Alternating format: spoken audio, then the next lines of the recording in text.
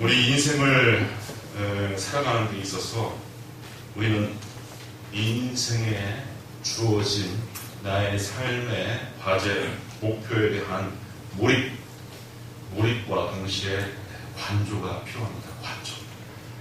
그러니까 열정을 다하여 사력을 다하여서 내 삶의 사명을 감당하는 것. 그리고 때로는 한 걸음 뒤로 물러나서 내가 지금 어떻게 살고 있는가 관조할 수 있는 두 가지 차원의 지혜가 필요합니다. 제가 신학대학원 시절에 앞서 졸업한 전도사님, 목사님, 그리고 재학 중인 교육 전도사님들하고 이렇게 축구 시합을 한 친선 경기가 있었습니다. 친선 경기. 친목을 도모하고 서로 유대 관계를 끈끈이 하자라고 하는 목적으로 이렇게 좋은 날씨 가운데 가을 하늘 아래서 열심히 운동장에서 축구 시합을 하는데, 이 축구 시합이라고 하는 것은 사람의 몸이 부딪히고 격렬한 운동이 아니겠습니까? 그래서 후배가 잘못해서 선배 목사님의 정강이를 걷어탔어요. 문제는 그 뒤부터 시작합니다. 이 조그마한 놈이 감히 선배를 걷어차 하면서 그야말로 흔히 볼 수 있는, 운동장에서 흔히 볼 수 있는 그런 사달이 난 거예요. 그래서 저는 공하고 별로 친하지를 않아서 펜스에서 이렇게 지켜보고 있는데, 저는 그 모습이 참 희한했습니다. 참 희한했어요. 목적이 뭡니까? 왜 그 경기를 하게 된 겁니까?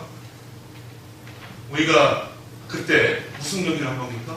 친목 도모를 위한, 동문들의 친목 도모를 위한 경기인데, 그 목적은 사가지고 경기에 너무 몰입하고 열중한 나머지 그냥 성패와 승패와 또 선후배간의 알력만 남게 된 그런 아이러니한 모습을 제가 보게 된 겁니다. 근데 그때 제가 깨달은 게 있어요. 하나님 앞에서 우리가 받은 생애가 사랑하라, 서로 사랑하라, 또 생명을 살려라, 또 하나님을 찬양하라, 아름답게 조성하니 창조의 세계 가운데서 기뻐하고 즐거워하며 하나님을 찬양하라 하는 이러한 소중한 몇 가지 존재의 목적을 가지고 왔는데, 우리는 생존 경쟁, 또 여러 가지의 경쟁과 사회 가운데서 쟁투에 몰입한 가운데 하나님께서 주신 사랑하고 섬겨라, 찬양하고 나누어라 하는 이러한 몇 가지의 과제, 숙제를 놓치고 살고 있는 것이 아닌가. 그래서 우리 예수 믿는 사람들도 거칠어지고 야박해지고 냉정해지고 하는 그런 성정을 가지고 살 때 우리가 정말 이렇게 살아야 되는가 하는 생각을 해봤습니다. 그런데 경기에 임할 때는 또 이런 또 다른 면이 있어요. 야, 이거 무익해, 이거 해봤자 소용없어 라고 한다면은 경기라고 하는 게 끝으로 재미없는 것도 또 없어요. 무슨 소리냐, 한번 경기에 임하면은요 꼭 이겨야 할 것처럼 사력을 다해서 또 뛰어야지 재밌습니다. 직장에서나 군대에서나 우리 남자분들 족구나 축구라도 해보면 알겠지만, 성패를 위해서 아이스크림에도 좀 걸어봐야지 그 경기가 재밌어요. 그냥 한번 해봅시다 하고서 미적미적거리면은 또 재미가 없어요. 그래서 우리 인간에게는, 우리 인생에게는 두 가지 차원의 서로 다른 요건이 있습니다. 하나는 몰입을 다해서 사력을 다해서 열심히 살아가는 것. 그 다음에는 너무 과열되는 거 아닌가, 내가 본질을 잃어버리는 거 아닌가, 하나님의 형상을 잃어버리는 거 아닌가 라고 한다면은 좀 멀찌감치 물러나서 내 본래성이 무엇인가, 나는 어떻게 살아야 되는가 라고 반성하고 또는 관조할 수 있는 이 두 가지 차원의 능력이 필요한 것입니다. 하나님께서 내 무대와 경기장을 마련해 주신 분이며, 하나님께서 내 후견인이라고 하는 점을 알면은 내가 주어진 인생을 최선을 다해서 살아야 됩니다. 그래서 우리는 우리 안에 있는 가능성과 잠재력을 극대화하면서 내 안에 두신 하나님의 창조력을 시험해 볼 필요가 있는 것입니다. 그렇게 살아야지 하나님 앞에서 우리가 잘 사는 겁니다. 난 너한테 이런 것들을 맡겼는데 왜 그걸 허비하느냐. 달란트비 있지 않습니까? 달란트비. 어떤 종에게는 한 달란트, 어떤 종에게는 두 달란트, 어떤 종에게는 다섯 달란트를 주었는데 주인이 와서 몇 년 뒤에 와갖고 그것을 회개하려고 하다 보니까 뭐 한 달란트 가진 자 있자는 이거 내가 운용을 하다가 잘못하다가 내가 다 날리면 어떡하지? 해서 땅에 묻어둬 버렸어. 주인이 도발자를 말하지 않습니까? 한 달란트라고 하는 것은 금 34kg가 넘는 어마어마한 그 가치가 있는 겁니다. 그것을 차라리 돈놀이를 해서 사치놀이를 해서 별일을 만들어 보면 차라리 나을 텐데 주인이 도발대발하는 거예요. 우리 성도님들 각각 얼마나 좋은 능력과 재능과 자질을 하나님께서 두셨습니까? 그거를 잘 활용하면서 나라와 하는 존재의 꽃을 활짝 피어내면서 하나님께는 영광이 되고 많은 사람들에게는 유익을 끼쳐야 하는 것이 우리 성도의 삶인 것입니다. 깊은 영성을 함양하게 된 분들의 한결같은 고백을 듣자면요, 이 거칠고 무서워 보이는 인생도 한바탕 드라마이고 또 무대이고 한나절의 소풍이라고 하는 겁니다. 우리 성도님들 아주 위험해 보이고 심각해 보이고 어려워 보여도 우리의 여정은 성공하는 모험이고 또 반드시 편한 항구에 안착할 그러한 항해일 뿐이라고 하는 겁니다. 왜? 우리 하나님께서 우리의 선한 목자가 되시기 때문에 그렇습니다. 그래서 우리는 우리에게 받은 인생을 창조적으로 또 지혜롭게 꽃피워내서 우리가 하나님 앞에서 얼마나 가치 있는 존재인가, 하나님의 아들, 딸로서 얼마나 아름다운 존재인가, 이것을 내 스스로 확인해 볼 필요가 있습니다. 우리 예수님은 이렇게 어려운 시대, 위험한 시대에도 우리가 담대하고 평안하게 축복하십니다. 요한복음 16장 33절에 보면은 너희로 내 안에 평안을 누리게 하려 함이라. 세상에서는 너희가 환난을 당하나 담대하라. 내가 세상을 이겨노라 하셨습니다. 세계 역사를 살펴보면은 겨우 몇 명이 안 되는 소수의 리더들이 역사의 분수령을 만드는 경우를 흔히 찾아볼 수가 있습니다. 대중이 아닙니다. 어마어마한 숫자의 대중이 아니라 몇몇 소수의 리더들, 이 사람들이 역사의 큰 전환점을 만드는 경우를 허다하게 찾아봐요. 1959년 쿠바에 있었던 쿠바 혁명도요, 공산혁명도 카스트로와 체 게바라 등 겨우 17명의 공산분자가 일으키는 혁명이었어요. 1961년 한국에 있었던 5.16 군사정변도 겨우 몇 명의 고위 장교들이 했던 군사정변이었습니다. 그래서 우리는 인간사에서 어퓨근맨, 소수정예라고 하는 말을 쓰곤 합니다. 특히 창조적인 소수, 혁신적인 소수가 세계를 변화시키고 세계사를 새로 쓰게 된다는 말입니다. 이와 관계해서 학계에서는 소위 2대8 현상을 말합니다. 2대8 현상. 가령 20%의 소수가 80%의 다수를 리드한다. 또는 상위 20%의 부자가 80%의 재화를 획득한다 등등. 이러한 2대8 법칙은 이탈리아 경제학자 빌프레도 파레토에게서 발견된 법칙인데 이것은 참 다양한 경제 현실에서 보여집니다.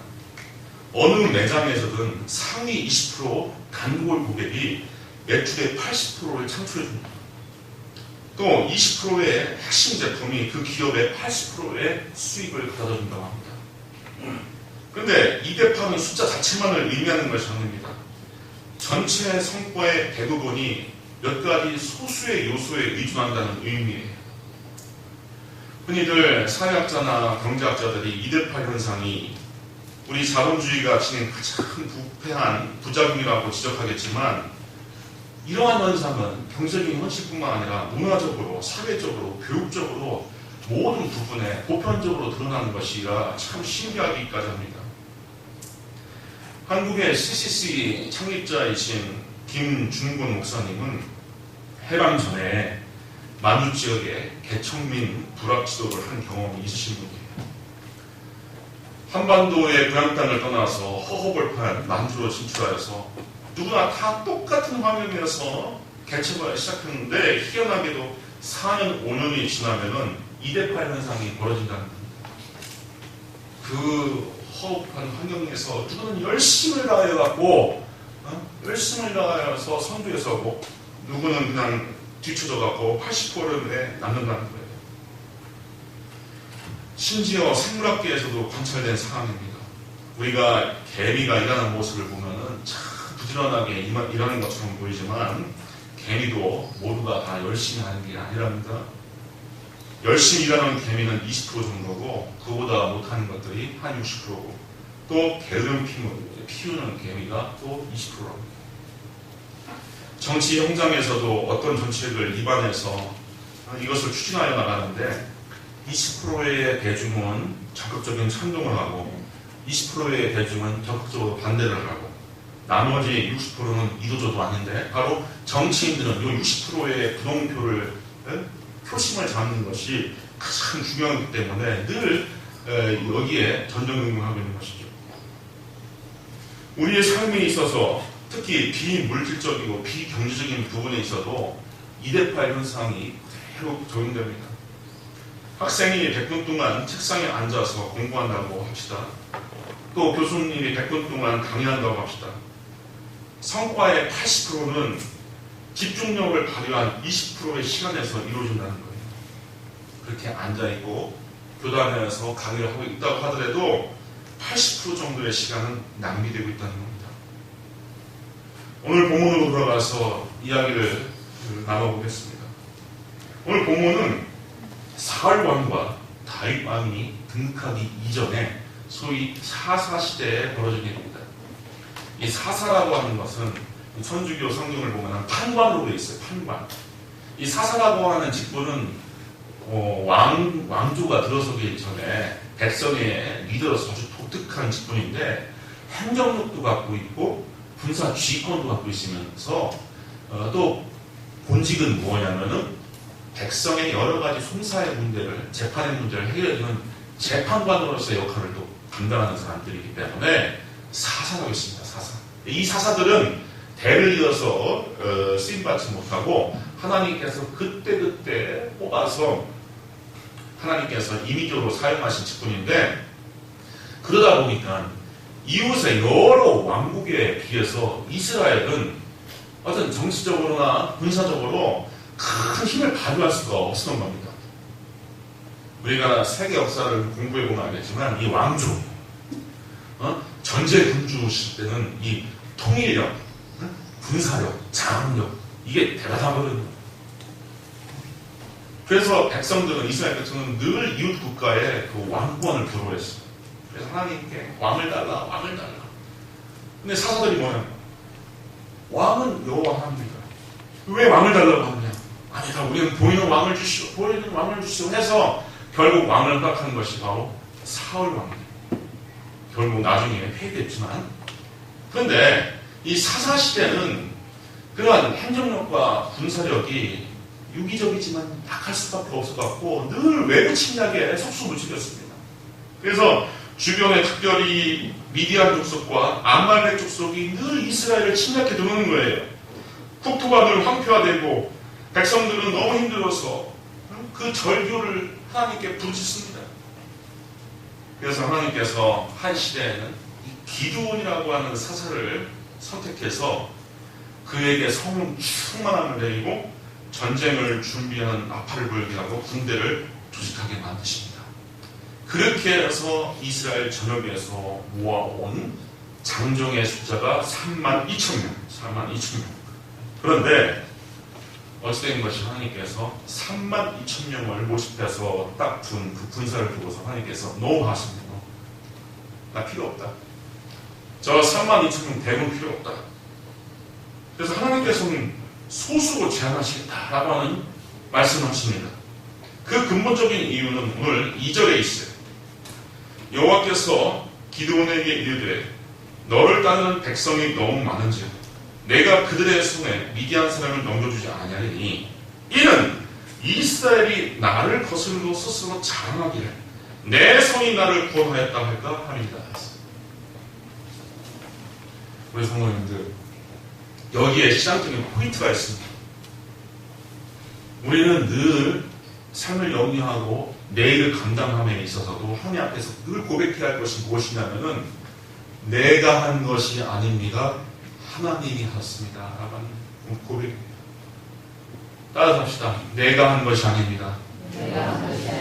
하나님이 하셨습니다. 우리 성모님들 지금까지 평탄한 인생 살아보셨습니까? 아닌 걸로 합니다. 힘드셨습니다. 정감이도 깨지고 많이 넘어졌습니다. 좌충우돌하고 눈물을 흘리고 힘겨웠습니다. 그렇지만 오늘 여기까지 왔습니다. 이게 내가 여기까지 온 게 안 되는 거예요. 하나님은 대군을 일으켜갖고 미디안과 아말렉을 쳐서 무찔렀으면은 분명히 이스라엘 하나님의 선민이 뭐라고 착각할 줄 알았는지 그걸 미리 얘기를 하셨던 겁니다. 이거는 기드온이 잘 지휘해서 그렇다. 우리 32,000명의 대군이 무찌른 것이다. 인생이 한 것이다. 내가 한 것이다. 이렇게 나올까봐 하나님이 아니야. 다 돌려보내. 이렇게 하신 거예요. 그래서 우리 믿는 자가 하나님 앞에서 인정을 해야 될 신앙의 몫이 뭐냐면은 늘 하나님의 주권성을 인정해 드리라고 하는 거예요. 어떤 분은 그렇게 생각할 수 있을 거예요. 우리 인생이 얼마나 대단한데, 우리 인간이 얼마나 대단한 존재인데, 이렇게 유약함을 보이냐? 인간이라고 하는 존재 이렇게 4대 문명을 이루고 21세기에 현란한, 이런 어마어마한 기술 문명이 일어났는데, 뭐 인간이 유약하냐? 아니에요. 연약합니다. 인간. 연약해요. 그래서 여기까지 살아오게끔 한 것도 하나님의 은혜고, 우리가 여기까지 올 수 있게 된 것도 하나님의 은총이라는 것을 신하면서 살기를 바라시는 게 하나님의 진실무망한 하나님의 뜻인 겁니다. 내가 했다고 생각하면 안 됩니다. 내가 걸어왔다고 오해하지 말아야 됩니다. 하나님께서 동행해 주시고 내가 위경에 빠졌을 때 하나님께서 안아서 걸어오신 것임을 알아야 됩니다. 그래서 구약 성경에는 아비가 어린 자식을 아는 것처럼 내가 너희를 안고 애굽에서 나왔느니라 했습니다. 하나님께서 인생은 터벅터벅 그냥 이집트에서 빠져나와서 광야 40년 길을 유리방황했다고 생각하죠. 근데 하나님은 그게 아니라는 겁니다. 내가 너희를 안아서 에집트에서 나왔다. 새 역사를 이루시기 위하여서 하나님은 창조적인 소수를 선별하기 시작하십니다. 32,000명이라고 하는 대군을 채로 걸어서 알곡만 남기시는 거예요. 우리 성도님들은 이 하나님께서 채로 걸으실 때 이 마지막에 남을 수 있는 어휘군맨 창조적인 소수가 될 수 있기를 주님의 이름으로 축원드립니다. 대단히 중요한 겁니다.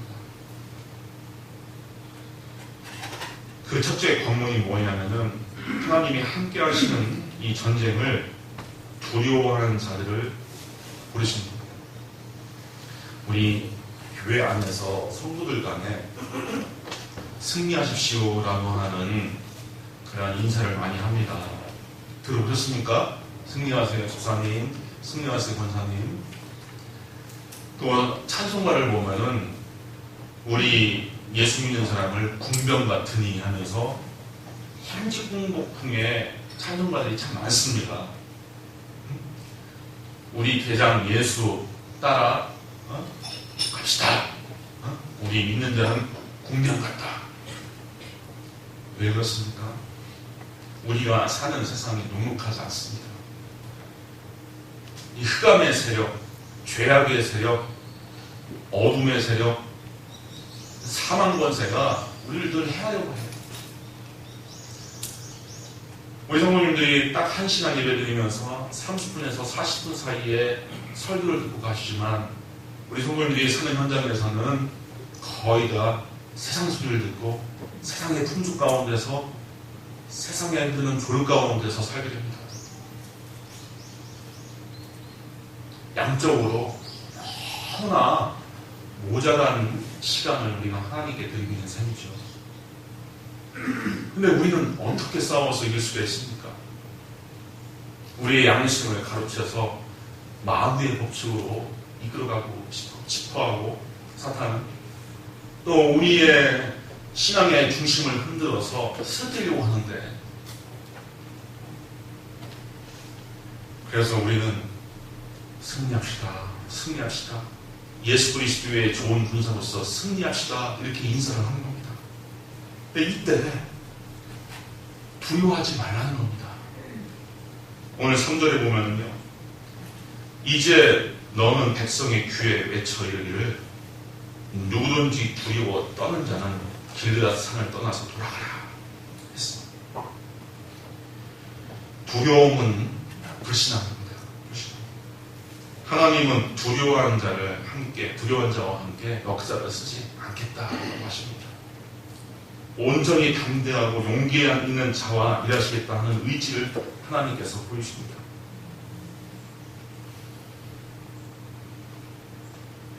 예수님을 믿는 자는 이 두려움에서 벗어나야 할 권리가 있습니다. 그렇게 우리의 신앙의 선조가 지금까지 살아왔습니다.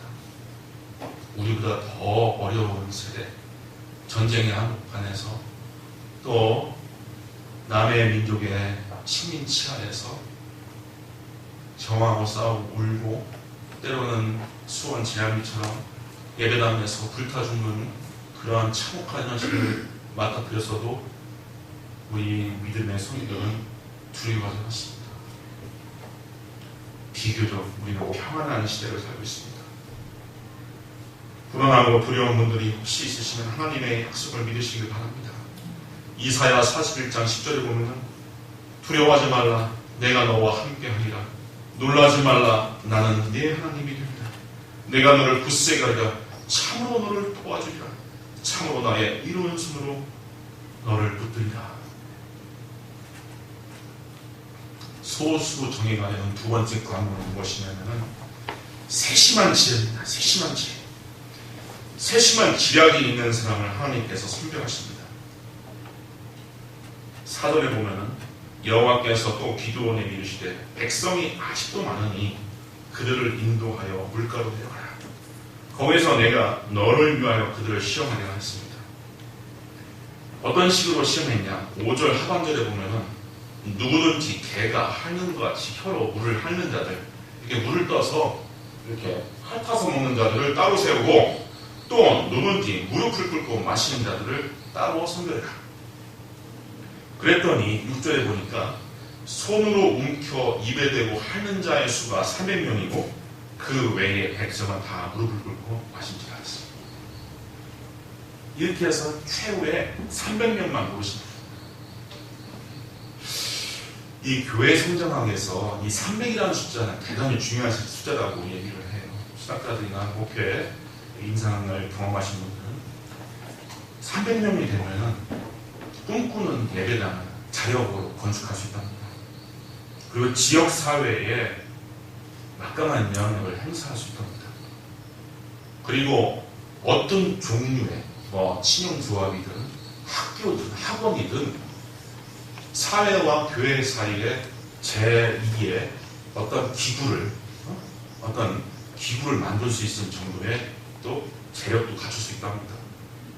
300이라는 숫자가 대단해요. 참 묘하게도 페르시아와 스파르타의 전쟁에 나선 군인 수가, 그 용맹한 군인 수가 300 아닙니까? 기드온의 300용사, 또 스파르타의 300용사. 참 신기해요. 근데 이 300명이 어떻게 벌어졌냐면은 물에 내려가서 훈련을 잔뜩 시키고 떼암볕에서 훈련을 잔뜩 시키고, 야 쉬는 시간, 야 물 마시고 오라 했더니 군사들이 우르르 내려가고 물을 마시는데 딱 두 가지 측면으로 나눠진다는 거죠. 한쪽 사람들은 너무 목이 마르니까 머리를 시냇물에 확 대고서 꿀꿀꿀 마시고 있는 사람들이 있는가 하면, 한쪽편에서는 물을 떠서 개가 물을 하는 것처럼 조심스럽게 물을 먹는 그런 사람들이 있었다는 거예요. 육군 출신의 나오신 분들은 알겠지만 전시 상황입니다. 전시 상황. 지금 미디안이라든지 아말렉이 어디서 나타나고 이 사람들을 다 목을 벨 줄 몰라요. 그러한 시대에 물을 마시더라도 조심스럽게 사주 경계를 하면서 동서남북 사주를 보며 사주 경계를 하면서 마실 수 있어야지 정상입니다. 근데 그렇게 못한 사람들은 하나님께서 또 치워버리시는 거예요. 여기에서 우리가 깨달아야 할 것이 있습니다. 우리가 삶을 열정을 다해 성공하고 뭔가 내가 이루고자 한다면 섬세한 지혜가 있어야 된다는 겁니다. 섬세한 지략이 필요하다는 거예요. 우리가 이것을 위해서 기도해야 됩니다. 또 주변에 섬세한 지혜를 빌려줄 수 있는 분이 있으면 대단히 축복된 거예요. 복된 겁니다. 아버지가, 또 선생님이, 또 형제가, 내 지인이, 내 친구가 섬세한 지혜를 빌려줄 수 있으면 대단히 복된 겁니다. 이것이 없으면 우리가 기도해야 됩니다. 야고보서 1장 5절에 보면 너희 중에 누구든지 지혜가 부족하거든 모든 사람에게 후히 주시고 꾸짖지 아니하시는 하나님께 구하라. 그리하면 주시리라 하였어요. 하나님은 우리에게 지혜를 주시는 하나님입니다. 지혜를 주시는 하나님. 지금은 은퇴하신 목사님이지만 수도권의 할렐루야 교회에 정모 목사님이 했습니다. 북한에서 내려오셔서 개척을 해서 어마어마한 대형교회를 이루신 분이신데 그 피난자들이 어머니 한 분 모시고서 어렵게 공부를 했는데 다 세월이 지나서 보니까 다 박사요, 목사요, 대학 교수라는 거예요. 팔순잔치에 어머니를 모시고서 함께 잔치를 하면서 어떤 형제가 물었다는 거예요. 어머니, 우리 자식들은 이렇게 인류대학을 나오고 다 석박사고 교수인데 우리 어머니는 초등학교 못 나왔는데 어떻게 된 겁니까? 했더니 어머님이 하신 말씀이 나는 쥐학교를 잘 나왔느니라 하시다는 거예요. 근데 이 목사님도 서울대 출신이에요. 참 들을 기가 있으신 분이라 뭐라고 깨달았냐면 이게 비결이다. 이게 비결. 우리가 인생길을 살아가면서 어디에서 지혜를 얻느냐? 하나님의 말씀 가운데서 지혜를 얻고 우리가 기도하는 가운데 영감을 받고 아이를 얻어서 우리 엄마가 피난 내려와서 6.25 때 피난 내려와서 우리를 기르셨을 때 맨바닥에서 두 주먹으로 우리를 가르쳤지만 이렇게 성공할 수 있었던 것은 하나님으로부터 온 지혜를 빌어서 여기까지 오신 것이다. 목사님 그렇게 했다는 거예요. 우리 모든 사랑하는 성도님들과 우리 모든 우리 학생들 또 우리 성도님들의 자녀손들이 이러한 지혜의 축복이 가득하게 주님 이름으로 축원드립니다. 흔히들 악마는 디테일이 있다라고 하는 서양 속담을 합니다. The devil is in the detail. 뭐냐? 성패를 가르는 요건이 어떠한 일의 세부 사항 속에 숨겨져 있다는 의미예요. 성패를 가를 중요한 요건이 그 세부 사항. 근데 기도원의 300용사에 들어가지 못한 사람들은 바로 여기에 실패한 거예요. 어떤 것이 대충 보면 쉬워 보이지만 제대로 해내려면 예상한 것보다 엄청난 시간과 노력을 쏟아부어야 하는 거예요. 원래 이 말은 프랑스 작가인 귀스타브 플로레르라고 하는 사람이 선한 하나님은 디테일이 있다. Le bon Dieu est dans le détail. 좋은 신, 선한 신은 디테일, 세부 상황에 있다라고 하는 말을 영국 사람들이 변형한 건데 우리가 조심스럽게 나에게 맡겨진 일들의 세부에 내 정성과 내 중심을 다 쏟아서 감당을 한다면은 우리 모든 성도들이 또 도모하고 꿈꾸는 일들을 잘 성취할 수 있을 겁니다. 우리 사랑하는 성도님들, 이 코로나19의 시대는 어떻게 보면은 유예 기간이고 어떻게 보면은 우리가 더 나은 미래를 위해서 피정을 하는 기간이기도 합니다. 피정하는 기간. 이 기간 가운데 더 기도하시고 또 말씀을 더 묵상하시고 더 예배하는 데 있어 더 중심을 들여서 우리 성도님들이 더 좋은 시절에는 일치월장하고 더 발전하고 더 진군해 가서 하나님께 영광이고 우리 성도님들이 꿈꾸고 바라는 것들 주 안에서 다 성취할 수 있기를 주님의 이름으로 축복드립니다. 기도하겠습니다.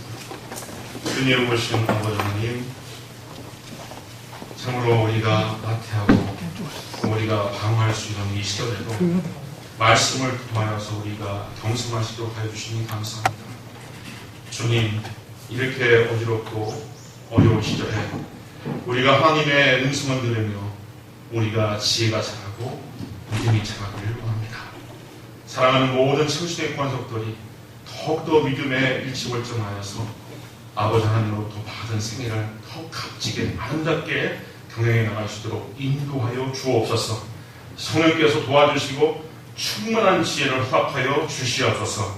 예수님의 이름으로 기도하옵나이다. 아멘.